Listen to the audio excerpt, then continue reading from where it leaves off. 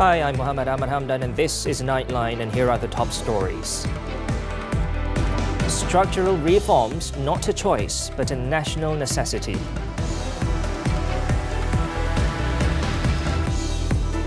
And EPF assures steady dividends amid global uncertainties.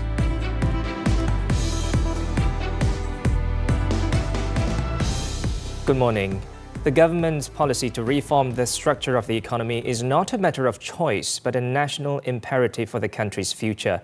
Prime Minister Datuk Seri Anwar Ibrahim said although some measures may prove unpopular among the public, they are necessary to ensure Malaysia's economy remains resilient in the face of global uncertainties.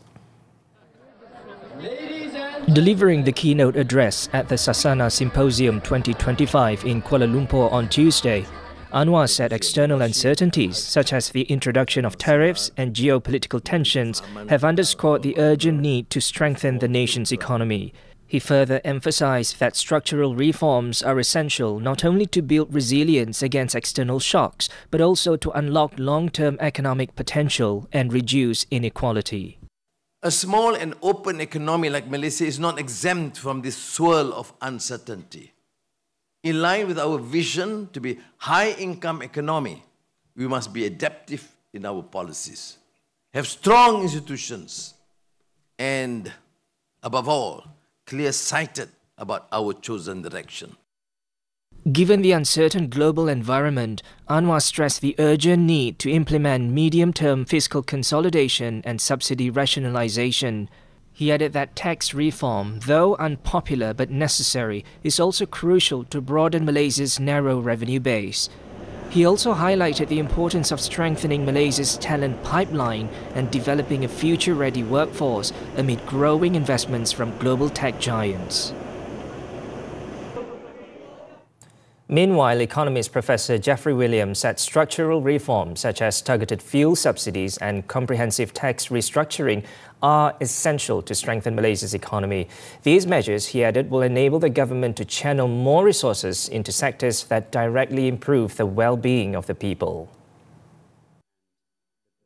If the government backs away from these reforms now, it could threaten the long-term confidence that businesses have in terms of investment, and particularly international businesses have in terms of foreign direct investment.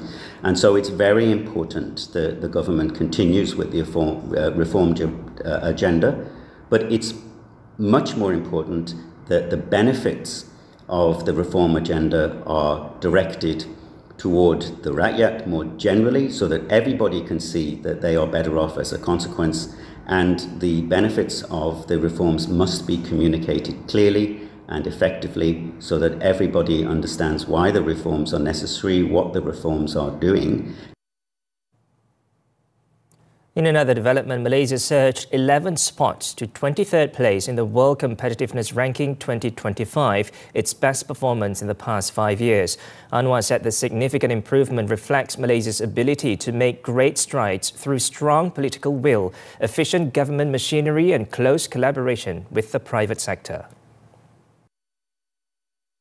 In a post on X, the Prime Minister said this is a clear indication that the Madani government's reform efforts are beginning to bear fruit. He also pointed out that the encouraging performance in trade, administrative efficiency and the investment environment is a strong foundation for inclusive and sustainable economic progress. Among the key contributors to the improved ranking was the domestic economy subfactor, which jumped 20 places to 15th position. In addition, international trade rose to 6th place, while the national labour market ranked 23rd. Last year, Malaysia was placed 34th in the same report. The World Competitiveness Ranking, published annually by the Institute for Management Development in Switzerland, is a comprehensive report that assesses countries on their ability to create and sustain a business-friendly environment that drives long-term prosperity. The country's economic reforms have also caught the attention of leading global investors. Most recently, oil and gas giant Shell committed to investing over 9 billion ringgit in Malaysia over the next 2 to 3 years. Anwar said Shell Global Chief Executive Officer Wa'il Sawan conveyed the commitment during a courtesy call in Kuala Lumpur on Tuesday. He noted that the investment is set to generate high-skilled employment opportunities for Malaysians. He added that the move stands as a testament to international investors' confidence in Malaysia's sound economic policies and strong leadership.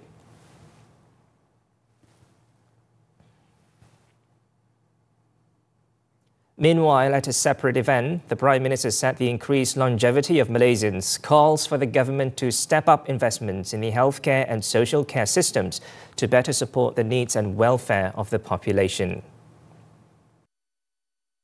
According to Anwar, data shows that Malaysians have an average life expectancy of 76 years. However, only 67 of those years are spent in good health, with the remaining 9 years affected by health complications. This is a wake-up call to make us place a heavier emphasis on investing in our health, particularly in preventive care, public health, education, and community-based support systems. Anwar said this at the launch of the International Social Wellbeing Conference 2025 held in the capital. According to United Nations data, Malaysia has over 1,000 citizens aged 100 and above. This number is expected to increase in the future. The Employees Provident Fund, or EPF, remains confident in delivering stable dividends to its contributors despite global uncertainties impacting its investment portfolio. In an exclusive interview with TV3, its Chief Executive Officer Ahmad projected an average dividend rate between 5.8 and 5.9% over the next 10 years for 16 million EPF members. According to Ahmad, the dividend rate depends on fluctuations in the global stock market, as well as both domestic and global economic conditions. This includes the performance of Bursa Malaysia and the local bond market. The EPF, however, remains focused on a long-term investment strategy for the benefit of its members. Jadi kalau kita tengok prestasi 10 tahun yang lalu, 20 tahun yang lalu, prestasi ini agak stabil, lebih kurang 5.8 ataupun 5.9%. Dan kita estimate kalau kita tengok 10 tahun selepas ni lebih kurang paras itu juga yang kita target. Last year, the EPF recorded a dividend return of 6.3% for both conventional and Sharia savings. Although the dividend rate was the same, the two saving schemes have different investment portfolios and generate returns through separate strategies. Tak semestinya tiap-tiap tahun sama. Dan tak semestinya syariah tu kurang daripada konvensional. Jadi kalau bila kita tengok masa hadapan, mungkin syariah tu lebih tinggi daripada konvensional, mungkin juga syariah rendah daripada konvensional. Tapi yang penting ialah kadar pulangan dividen ni dalam jangka masa panjang di antara konvensional dan syariah adalah lebih kurang sama. Ahmad said contributors still have the option to choose their preferred type of savings. At present, the EPF has no plans to make Sharia savings mandatory for Muslim members. 5 Myanmar nationals were detained and various items worth 111 million ringgit were seized from an illegal factory processing electronic waste in Ipoh, Perak. The raid, carried out under Op Hazard 2.0, was conducted by the General Operations Force in collaboration with the Perak Department of Environment, or DOE. The operation was conducted in the Bengkalan industrial area in Lahad after a month of intelligence gathering. Authorities found that the premises were processing e-waste, plastic, metal and aluminium without approval from the DOE. Terdiri daripada semua jumbo bag yang berisi sisa e-waste, plastik dan logam, dan juga ada sebahagian yang telah diproses menjadi hampir e-waste yang siap lah. Among the detained foreign workers was a woman who did not possess any valid documents. The case is being investigated under the Immigration Act and the Environmental Quality Act.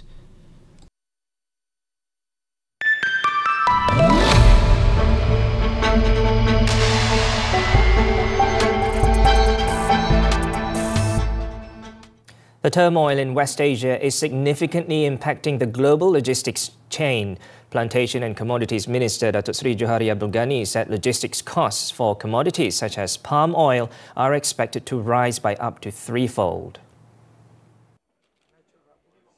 Johari explained that as one of the world's largest palm oil exporters, Malaysia is closely monitoring global developments to safeguard the continuity of supply to global buyers.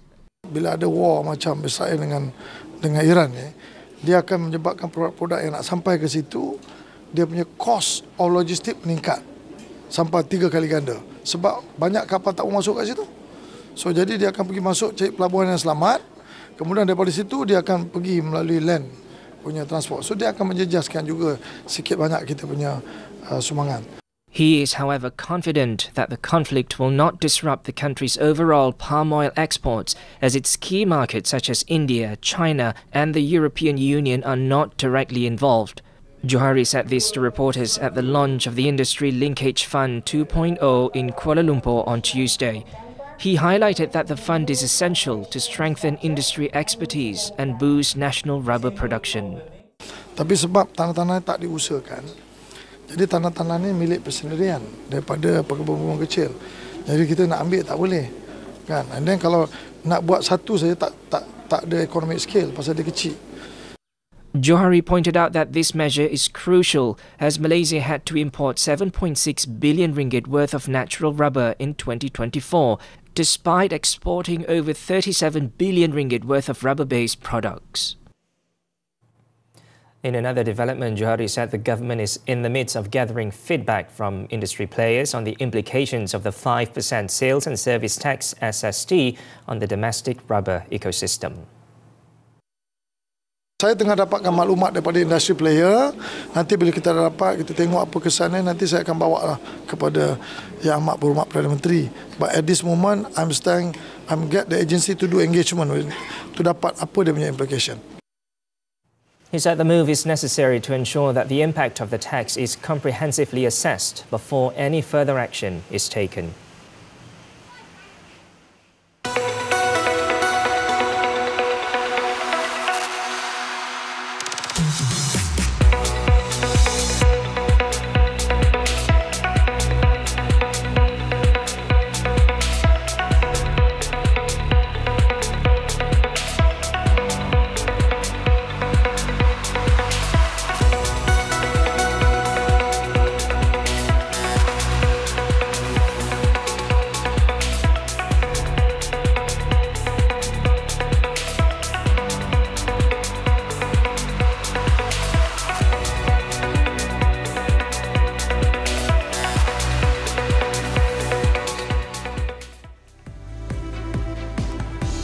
Second fatal shooting in 4 days. These and more after the break. Don't go away.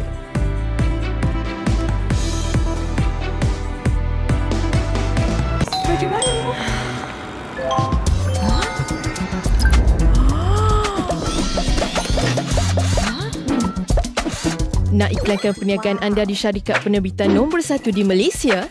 Bersama dengan Mari Local, promosikan perniagaan anda di lebih 30 platform dan capai lebih 10 juta pengguna setiap bulan. Mulakan langkah untuk mengembangkan perniagaan anda dengan mengisi butiran di refmedia.my/marilocal hari ini.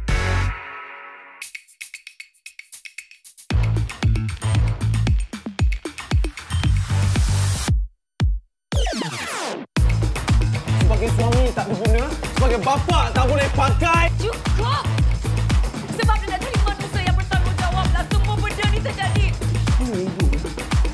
Ibu cakap ceraikan Syah. Ustazah, kau ni memang jenis cakap tak tengok orang Nombor 1, saya bukan ustazah. Kau nak ugut aku, Aminah? Awak ingat awak seorang je kan yang boleh main ugut-ugut?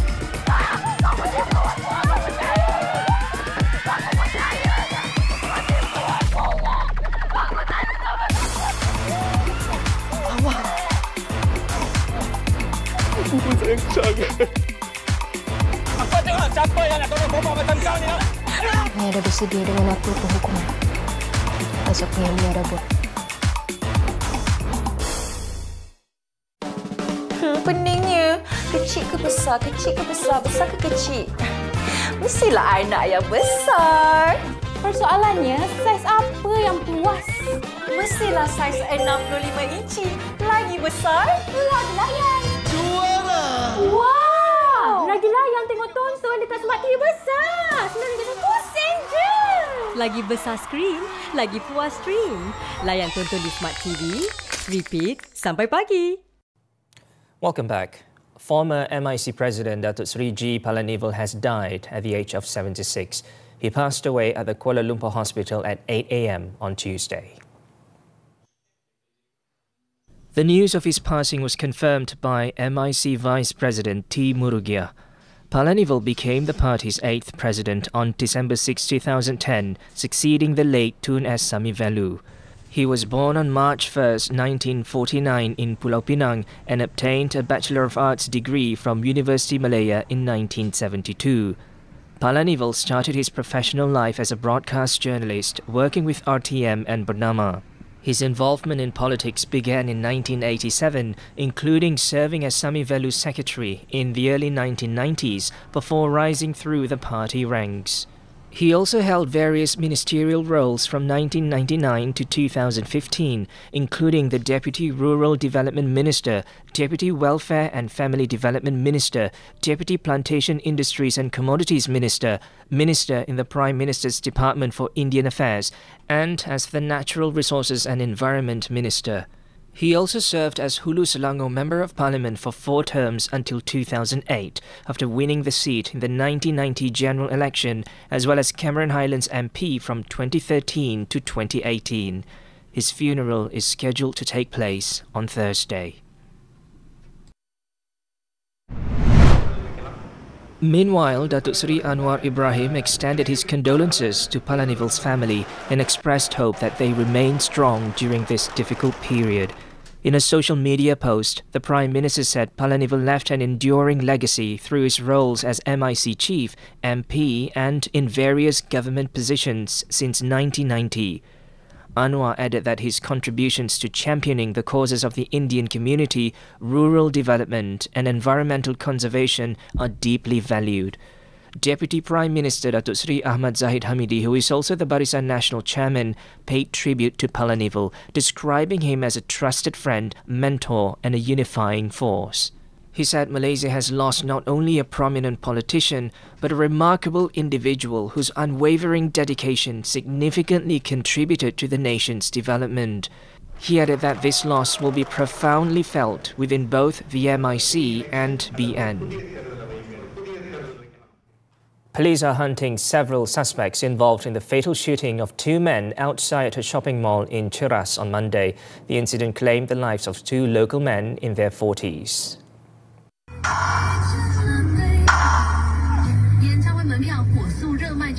The incident was captured on a dashboard camera of one of the vehicles at the scene. City Deputy Police Chief Datuk Muhammad Usuf Jan Muhammad said the shooting involved a group of men wearing black ski masks and took place in front of a convenience store outside the shopping mall. According to witnesses, the suspects fired several shots at one victim who was behind a car, while the other victim was shot as he was about to get into the same vehicle. The group then fled the scene in a red car. Both victims suffered gunshot wounds to the head and body and were pronounced dead at the scene. Following the incident, Kuala Lumpur police have assured that the capital remains safe, despite 2 shooting incidents occurring within a span of 4 days. Muhammad Usuf said the 2 incidents in Brickfields and Cheras are not connected. Dia kena rationalize lah. Nak kata sampai 2 kes tu benda ni tidak selamat. Itu gangster rival yang first case tu. Okay. Kan? Coincidentally dia dalam masa terdekat itu je. Okay, no worry. As far as we concerned, Malaysia selamat, Kuala Lumpur selamat. Don't worry. He added that several arrests have been made in connection with the Brickfields shooting, but declined to comment further. As for the incident in Cheras, Muhammad Usuf revealed that both victims had a prior criminal record. Popular actor and singer Naim Daniel was charged at the Putrajaya Sessions Court on Tuesday with committing physical sexual assault on a 17-year-old girl. The 28-year-old, whose full name is Muhammad Naim Daniel Baharin, however, pleaded not guilty when the charge was read out before Judge Datin M. Kunasundari. According to the charge sheet, Naim allegedly committed the offence against the teenage victim at a hotel in Petaling Jaya, Selangor at 8:56 p.m. on May 19th. The offence, under the Sexual Offences Against Children Act, carries a penalty of up to 20 years imprisonment and whipping upon conviction. The court granted bail at 12,000 ringgit with additional conditions imposed. The case has been fixed for mention on August 18th. When met outside the courtroom, Naim appealed for space to clear his name of the serious allegation. Dan as for now, Naim serahkan semua pada sistem keadilan dan juga Naim dekat sini committed untuk bagi kerjasama yang penuh bagi membersihkan nama Naim. On June 4th, it was reported that a singer-actor had been arrested for allegedly sexually assaulting a teenage girl at a hotel in Selangor. Based on police investigations, the celebrity and the victim, who is still a student, had known each other for about 2 months. Deadly blast in China leaves 9 dead. The details when Nightline returns.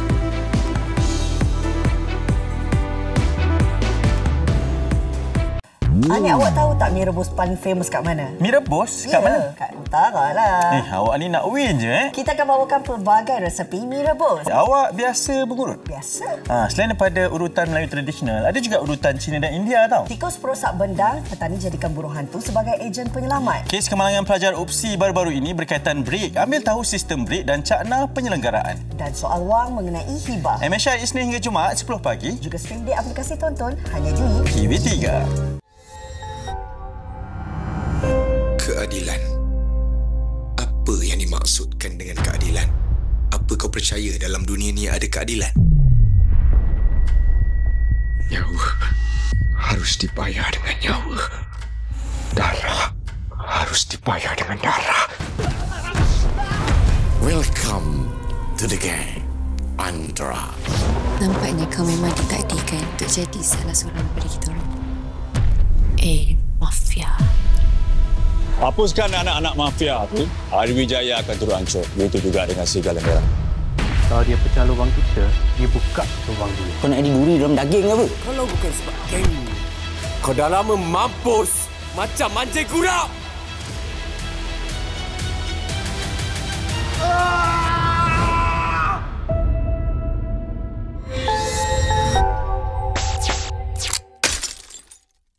Ada idea drama yang boleh viral atau nak jadi pelakon di TV3? Pitch story korang selama 10 minit berserta slide presentation ke TV3.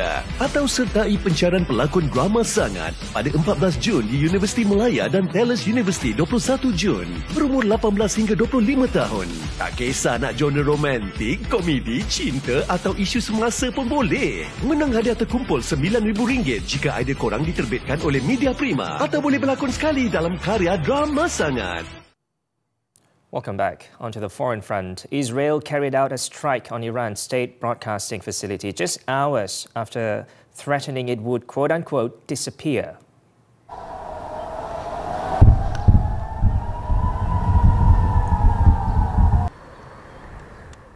The airstrike hit a compound in Tehran belonging to the Islamic Republic of Iran Broadcasting late on Monday.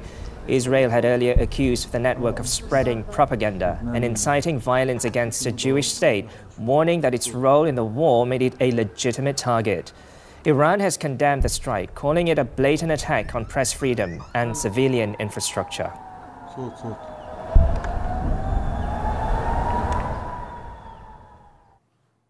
A deadly explosion at a fireworks factory in southern China has claimed 9 lives and injured at least 26 others. The blast occurred on Monday near the city of Changde in Hunan province. Rescue efforts spanned over 20 hours, involving 28 water tankers and remote-controlled water cannons.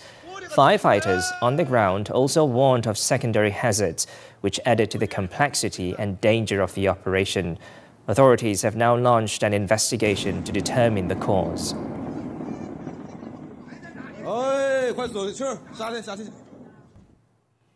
In Indonesia, 2 suspects were arrested on Tuesday in connection with the death of an Australian man at a villa in Bali. Indonesia's police chief said 1 suspect was detained in Jakarta, while the other is being extradited from overseas. Witnesses, including the victim's wife, said the attacker spoke English with a strong Australian accent. Indonesian and Australian authorities are now coordinating the investigation.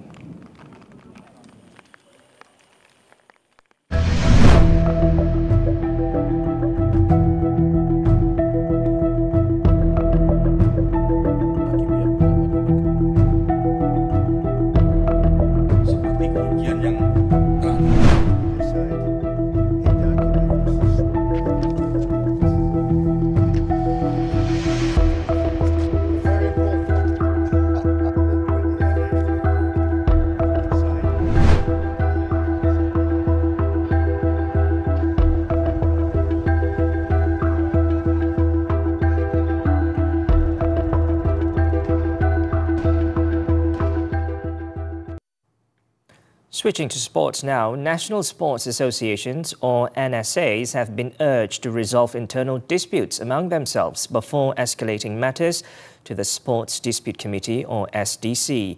Youth and Sports Minister Hannah Yeoh expressed concern that prolonged infighting could distract athletes and stall the development of the sport.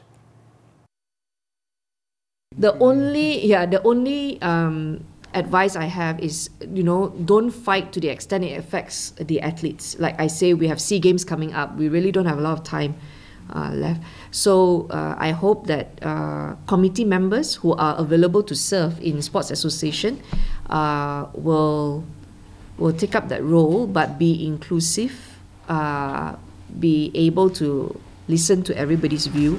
Hannah said the dispute between the Selangor Table Tennis Association and the Table Tennis Association of Malaysia remains resolvable through internal dialogue.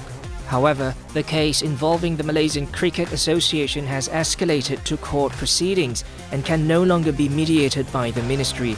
The SDC, now in its second term since its establishment in 2023, will serve through 2027 and is chaired by Datuk Lau Beng Chu and comprises 4 other members, legal experts Professor Dr. Jadi alias Zaidi Hasim and Dr. M. Rajasekaran, along with former athletes Muhammad Kabil Ambak Muhammad Fatil and Kimberly Yap.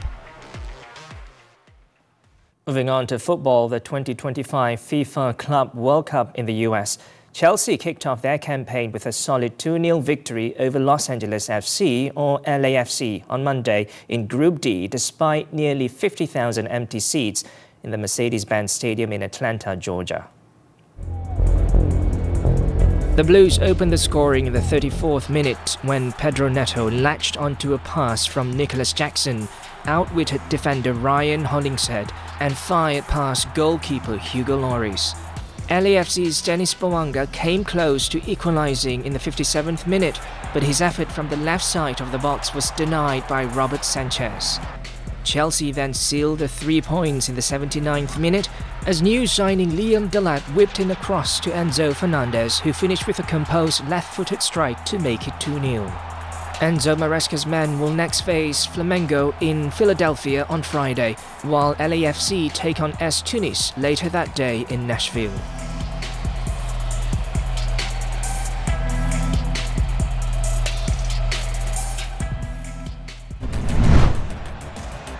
In another match, goals from 2 Argentine internationals denied Boca Juniors victory over Benfica, as the Buenos Aires side were forced to settle for a 2-2 draw in a stormy Group C clash. After a scrappy opening 20 minutes, the stadium trembled when Boca went ahead in the 21st, as Lautaro Blanco's low cross was met by Miguel Merentiel, triggering wild celebrations. Just 6 minutes later, the Argentine side doubled the tally with a Rodrigo Battaglia header. Stunned, Angel Di Maria calmly converted from the spot on the stroke of half-time before Nicolas Otamendi headed home and equalises 6 minutes from time to complete the comeback.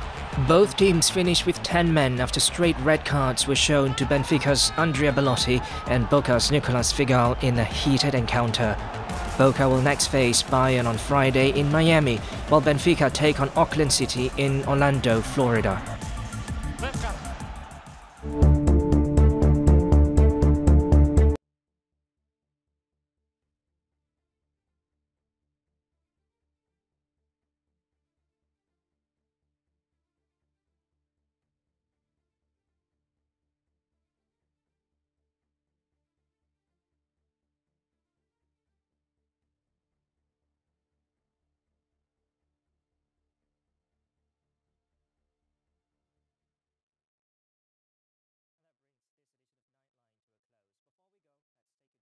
At the works of a famous Belgian artist, renowned for her exquisite paper dress creations, some valued at over €500,000. With that, I'm Muhammed and Hamdan. Thanks for watching and stay safe.